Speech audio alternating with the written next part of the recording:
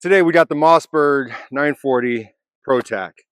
This gun's been out for a couple years now. To me, this is like the God, what would you call it? Certainly not top tier, certainly not bottom of the barrel, but this is like the dad bod of semi-automatic shotguns, in my opinion. This thing goes to the gym and drinks its beer and eats its ice cream too. So if you're into that, stay tuned, check it out.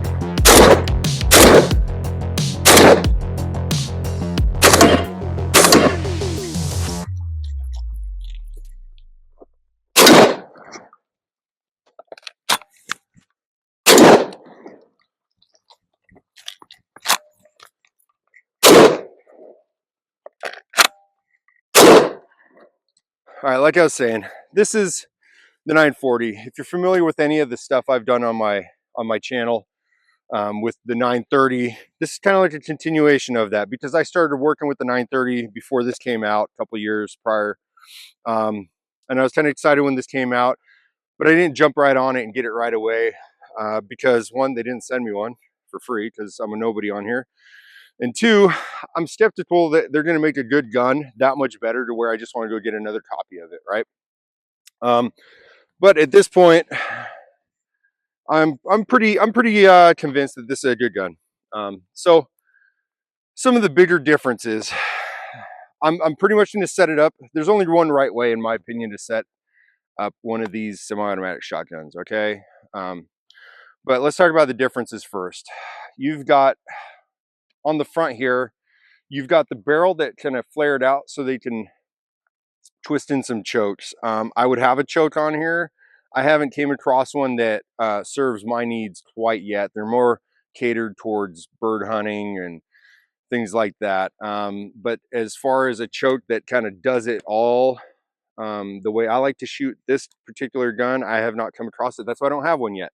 Front sight post, it comes with a little bit different one. It's the fiber optic thing. I took it right off, left a hole there, no big deal.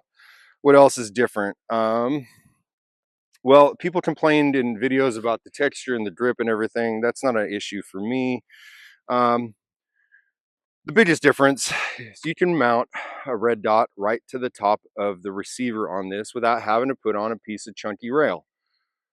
I initially didn't think that was going to be a big deal, but it makes a difference. And I did make a video about this particular optic on this gun, and I said I did not like it.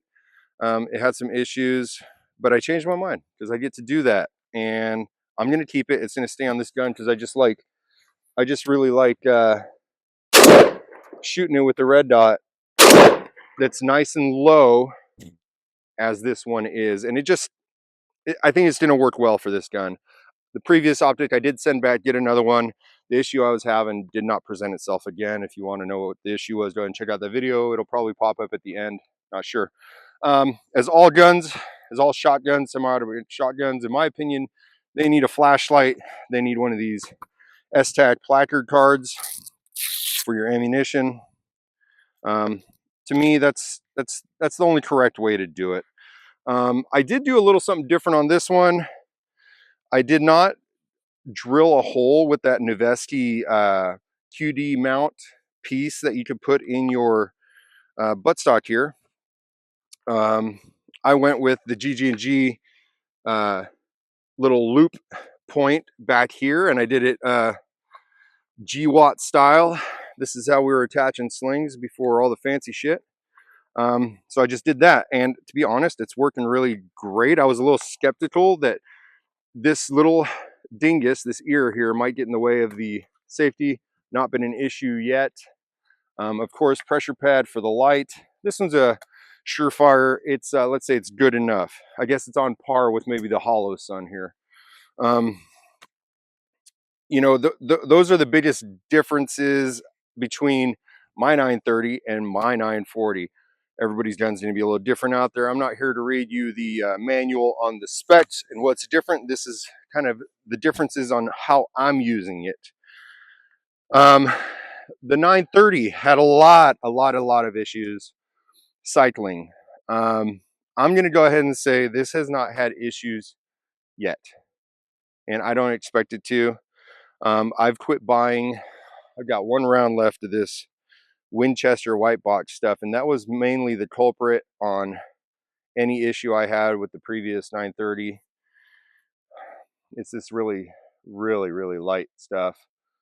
I'll just never buy it again. It's just terrible. Um, if you can find the Federal target load with the brass, it works. So far, I've not had an issue with it on this gun.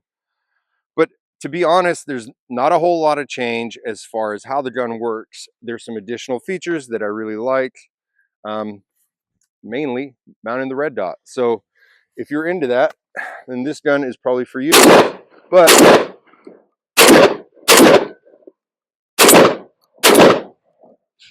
like I said, this is middle of the road. I've got videos up of the Benelli M4, right? A super premium, high-end tactical shotgun, and this carry, you know, this goes toe to toe with that gun, in my opinion. Yeah, that gun's twice the price, and it's got better fit and finish. But outside of that, you know, um, they both work. You know, this one's just not maybe as pretty as that one, or so sought after. Also, I don't like the pistol grip. Fortunately for me, that works in the state that I live in. So ultimately, some kind of final thoughts. If you're in the market for the middle of the road, it's gonna work shotgun that's easily upgradable and customizable to what you need, I think the 940 is a good choice out there. A300, I don't know too much about it. I know people are always real crazy about the new, but this one works for me. Would I call this top tier? The best. I'm gonna grab it in the worst situation gun in my house. No, I'm gonna grab an AR. But will this work? Most definitely. If I come across a bad situation and I need a weapon, this one's gonna work just fine, right? Uh, I'm gonna grab an AR personally if I can, but you know this is gonna be a close runner-up. So if I had to rank them, this would be tier 2, and you can tell because it gets the tier 2 stuff, right? The hollow sun, the streamlight. I'm not gonna invest that much into this gun to make it the best, because ultimately I'm not convinced that a shotgun can outperform um, an AR in those worst situations. But can this do a great many things? Yes. I guess maybe I'm leading into another video topic here on shotguns versus ARs, but I think that's been done to ad nauseum. Of course, do what you do for yourself, and make choices based upon how you live your life. Can this benefit from like an aim point on here and maybe a mod light? Absolutely. I think it would be a lot better. Can you go even further with customizations? Absolutely. Is there some uh, muzzle brake out there that you can put on here that you can just thread right in that'll work for some particular ammo you have? Absolutely. Can you change out the release, the trigger parts? All that stuff is out there. You know, Ori 3 gun made some stuff that I used in my 930. It helped it perform better, not perfect, but better. So that's kind of like my take on this 940. It's going to get a lot more use. The 930 is going to get parked, and this is the go-to shotgun for me from now on. That's for sure. Until I dabble in something different, perhaps down the road. I don't know, but you know, it's going to do absolutely what I need it to do. It's going to cover me for uh, all those crazy scenarios that we come up in our heads. You know, I'm going to be able to shoot drones out of the sky when I'm running through trenches in Ukraine. Is it going to blow through home intruders down the hallway. Yes, it's gonna make them into a big mist of blood or whatever. Is this gonna be able to shoot vermin and get food on the table at the end of the world scenarios? Yes, this will be good for shooting squirrels and grouse and things like that to provide me with food. And I think that's ultimately what a shotgun is. It's just a good gun that does everything a little bit. Not too specialized, but not bad. You know what I mean? So I can definitely say that I would recommend a 930. I'm sorry, a 940 in the Pro Tac configuration. The one question I have is, I mean, it's kind of frustrating because they only put the sling points, the QD mounts, if I'm not mistaken, on the Pro Tac, but the brown one, I forget who it is. Damn. One eternity later. They only put QD mounts on the Clint Smith Thunder Ranch edition of these, which I'm really, really bummed about. I think everybody deserves to have a sling, not just Clint Smith and the people that buy that gun. And it's really difficult to find, actually. I did try to find it. But that's my 2 cents on this. You know, that's the takeaway. I don't know. Great gun.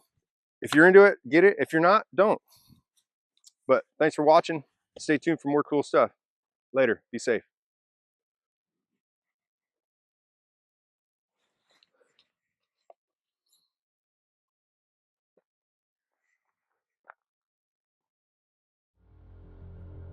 Drone!